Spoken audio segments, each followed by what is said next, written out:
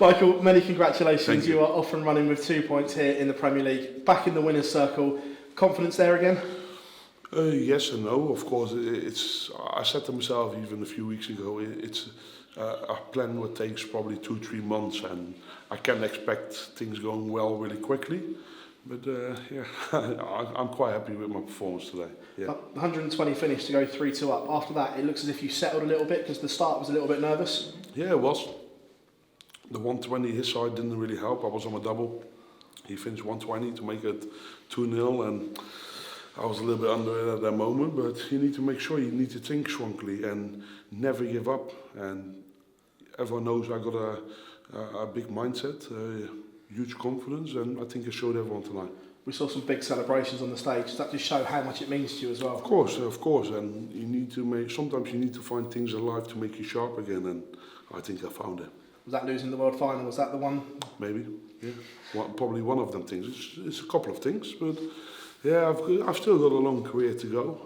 I know I already played darts for like probably 18, 19 years. Maybe, yeah, 19 years. It's quite a long time, but I'm still hungry to win titles, and this is a nice start to win this Premier League. In the build-up, Peter said that you might struggle to even make the O2. Do you think he was trying to play some mind games with you and it backfired?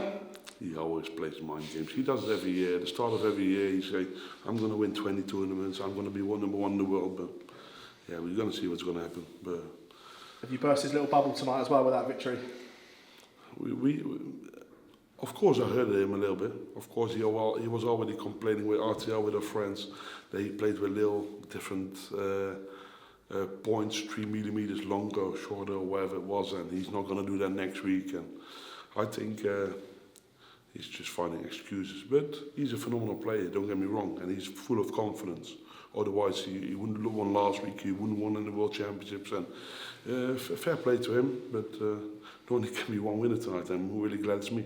104 average as well. Does that send out a massive message to not just the Premier League, but the 128 scorecard holders that you're back?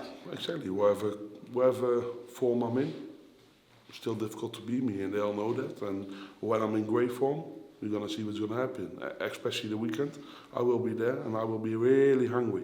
Michael, pleasure as always. Thank you. The new darts look all right now.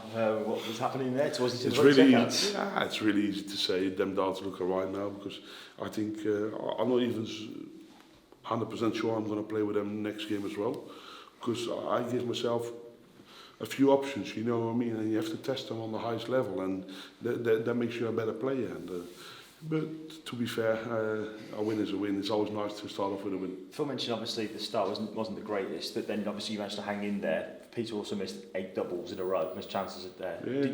Being able to keep in there, was that maybe consistency, maybe a bit of mind games from you there to make sure yes, minding that? I don't need mind games. I never play mind games, but I think he was a bit under pressure. He thought, there's going to be an easy game again, but I showed him totally different. Yeah, and obviously looking ahead to the rest of the tournament, if people aren't going to be able to beat you when he's averaging 104 nearly at most of the game. I hope I can do that next week as well. It will be phenomenal, of course, but this is a nice start of the Premier League, and that I'm really happy with. It gives me a lot of confidence, and who knows what darts I'm going to play next week. Good luck for the weekend. Thanks, Michael. For me, no. For everyone, I guess. Good luck for the weekend. Thanks, Michael. Just final one question. No problem.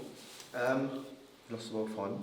Yeah. Lost in the Ladbroke Masters. If you'd lost tonight, us media types have been saying, crisis, Michael van Gerwen's finished and all that. Yeah. How important was that to win tonight? In Holland, you already got cries if I lose one game. So let's say in England, you know what I mean. In the UK, no crisis in the UK, if you one's a hero, always a hero. They say in the UK and Scotland and everywhere.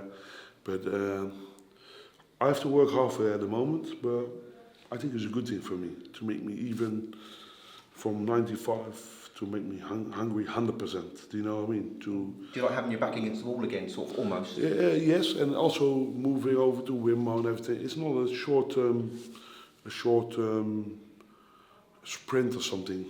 We're looking for the marathon, because I'm playing darts for another 10 years probably. Mm-hmm. So I'm not doing short run things, because you need to think about the future, and if it takes a little bit more time, you need to give yourself a little bit more time. But even with not 100% my game, I still won nice and easy tonight.